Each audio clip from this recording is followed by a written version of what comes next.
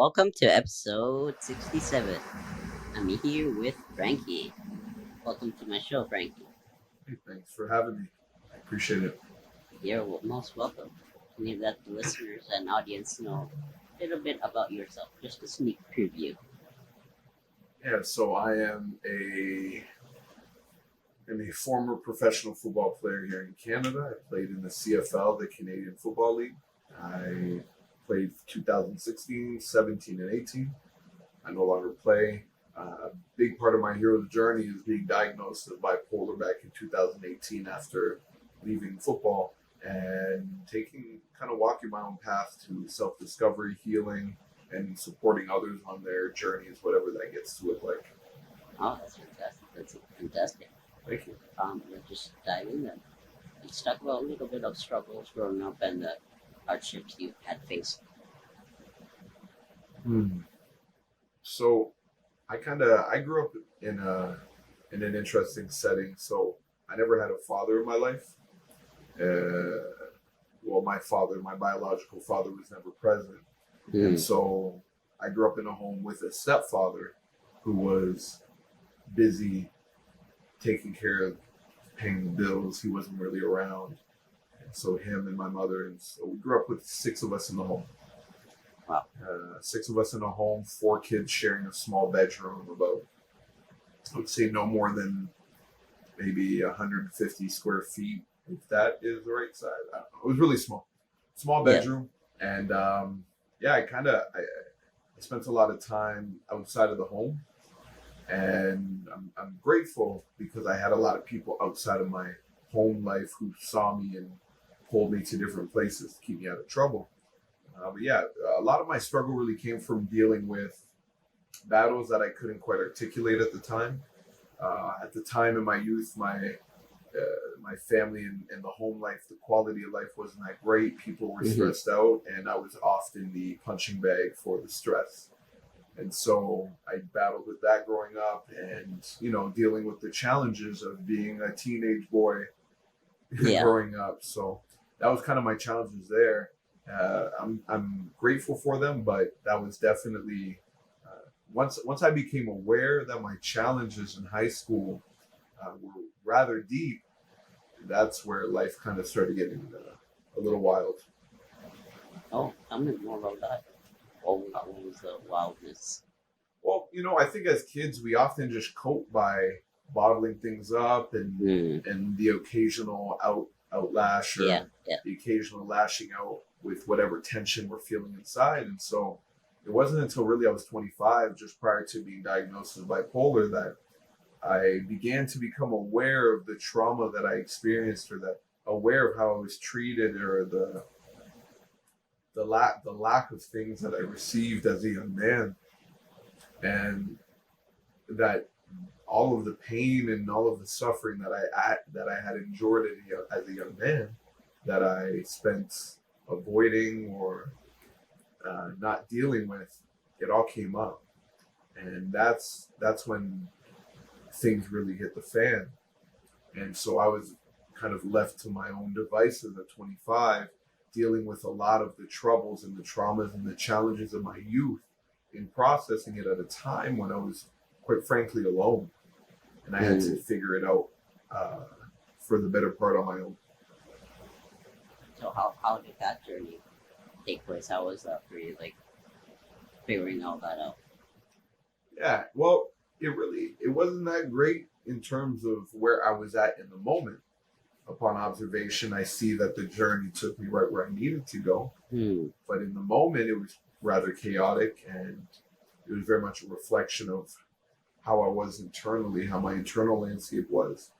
I was in and out of the hospital a few times, in the psych ward, being diagnosed and being given a label, and kind of going through the ups and downs and the challenges of not quite having an answer to many questions and having to figure that out on my own. I would navigate essentially communicating with people close to me how I was feeling, and then having them shut me down or essentially brush me off as though I was insignificant, and then kind of having to find another community or another way to be able to communicate my life. And what were some of the limiting beliefs that stemmed off from there for you? Like limiting belief on yourself? It's a great question. One of the biggest limiting beliefs is that for a long time, I believed that nobody wanted to hear what I had to say. And even to this day, I go through that imposter syndrome of, does anything that I say have any value, or like, what's the point? Another sort of limiting belief that I've dealt with has been, like, is any of this even? Does any of this matter? Is what I'm doing worth it? Should I just kind of give up or lay it down, hang up the hat? And it's one of those. That particular story is one I don't see myself giving into. That's been kind of my motto my entire life. I've often faced challenges and found a way. And then I would say that my next one that I'm actively working through is things are okay. I used to, growing up, and I'm sure you can relate, and a lot of people can relate, that I grew up in a story, and a continuous story, that things aren't working. I've got to look out. I've got to figure out how to survive. And so it then became a self-fulfilling prophecy. Things were okay. And then I created a story that turned into real life that things weren't okay.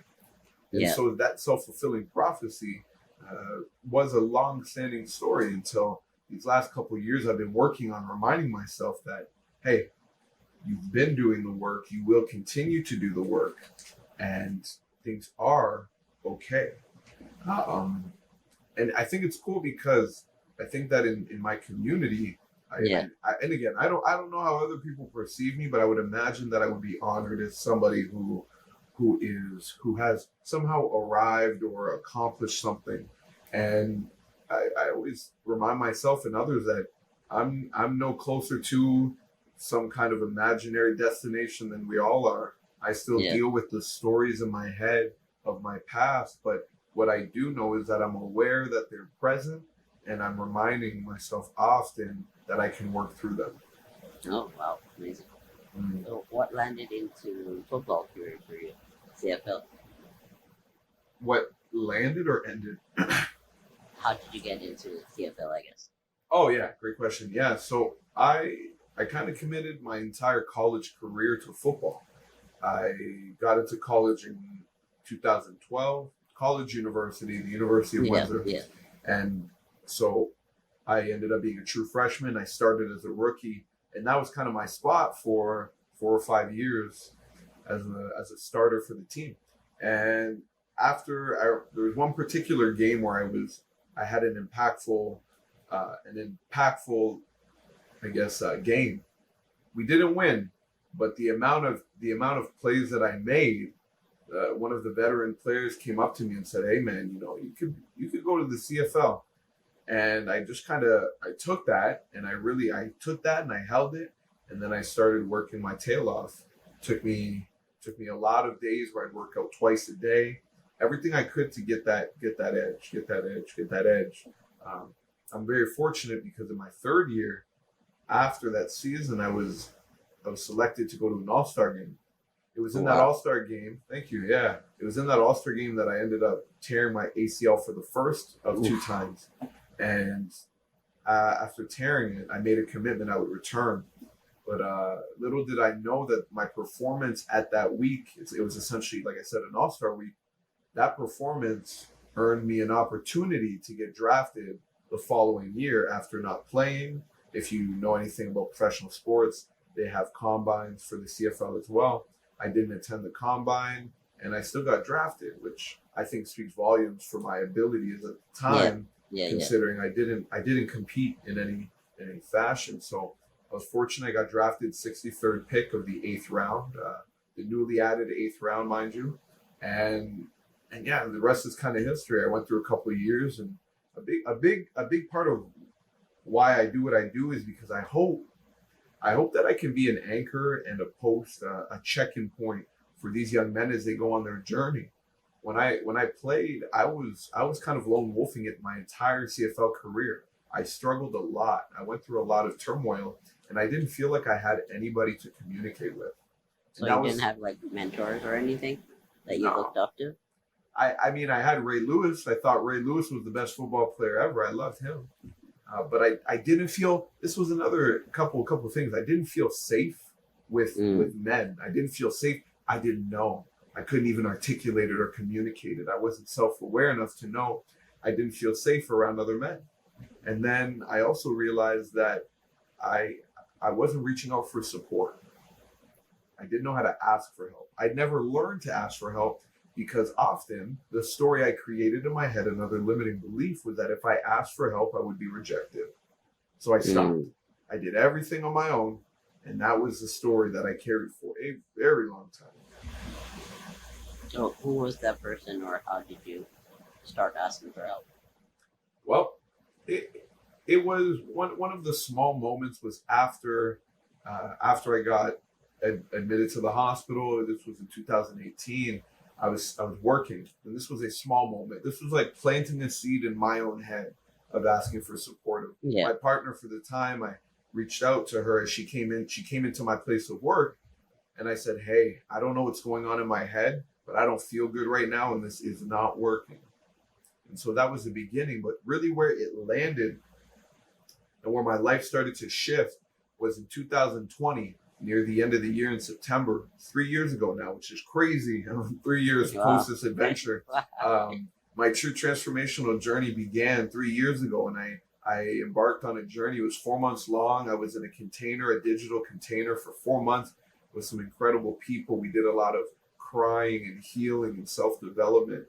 And it was in that program and in that process that I practiced asking other people for help. And that was the beginning. It was, you know what I mean? Like, I don't think we talk enough about asking for help. I have people in my life who I go to for help. I have people in my life who come to me for help now.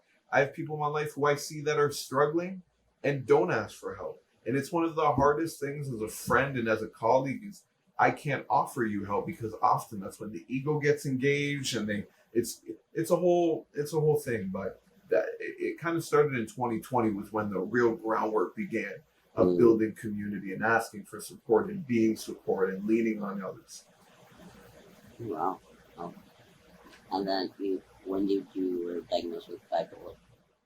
That was 2018, and that was kind of the beginning of this journey of awareness. It was that was the beginning. So so for those who don't know, what is bipolar and what are the symptoms? And oh well, gosh, there's a long list of symptoms. There's like 25 symptoms. To be diagnosed with bipolar disorder, in a nutshell, you must have been diagnosed with anxiety or depression, and then also experience a manic episode, a diagnosed manic episode. So that was essentially the nugget that in high school I was diagnosed with anxiety and depression by a doctor, and then in my football career, after going through all of my challenges and going through what I went through, I experienced a clinically diagnosed, a clinically documented manic episode, and from that, the bipolar disorder diagnosis was given to me. What is manic? So a manic episode has a ton of different symptoms and criteria, some of which are grandiosity. So this idea of almost like feeling godly of sorts or reckless spending. These are all clinical, clinical symptoms. But yeah, that's kind of where the beginning of this self-discovery journey began, and my beliefs around mental health and mental illness began to shift as I did my own research and did my own healing. So that's where I think one of my missions, a part of my journey, is being able to communicate and be an example of what this process can look like, because there's not necessarily only two paths to go down, but there are many people who are kind of like fighting the diagnosis. No, I mean, Thank you. it's like most people think it's like asking for help is a weakness, but it takes a lot of strength just to ask for help. Yeah, don't you think it's I think we're supposed to be in community. We're supposed Yeah, to be together and working and living, and in some ways the world has kind of been led down a path of isolation, and yeah, so it's not easy. We weren't mm, trained or told how, but we get to practice. yeah. There's no manual for this. Oh, it's so funny. It's funny you say that because my growing up, I would always ask my mom, and my grandmother questions, and they always say, "Frank, there's no manual to this life. There's no book to life. You just got to live it." You're onto something, Ivan. You're onto something. How's this journey been for you since ever since? Well, this year has been a landing in a new vibration. I when I started my journey, it was pretty chaotic and dark and gloomy, and I couldn't see. And even now, I'm still figuring out. I don't think I will never say I have arrived at a destination of awareness and enlightenment and I know it all. But I would say that my level of peace, my level of inner peace and happiness and satisfaction with where I'm at in life, not only in my results, but just with myself in general, compared to 5 years ago, night and day, Yeah, multiplied by 1,000, way better amazing, amazing. And in your own words, stand up our segment. I always like to say, like, what does being limitless or having that mindset mean to you? I think for me, being limitless means that there is always a way. When I think of limitless, the first thing that pops into my mind is that movie. Where Mm, have you ever seen the movie Limitless? yeah, So yeah, so in the movie he takes these little pills and he can do anything. We're not living in a. It's not a movie per se, but what I do know is that the gift of never giving up and the gift of continuing to press on is a limitless lifestyle. Because ultimately, if you never give up, there's always a solution and a possibility and a direction, a way. And so, limitless to me means the continuous pursuit. It means not stopping. It means never giving up. amazing, amazing. Thank you so much for your time, and it was All right. really great meeting you and talking with you. Amazing, Frank. Frank. Appreciate you. Thank you brother. for Yeah, listening to episode 67, Gift of Never Giving Up, with Frankey Renaud.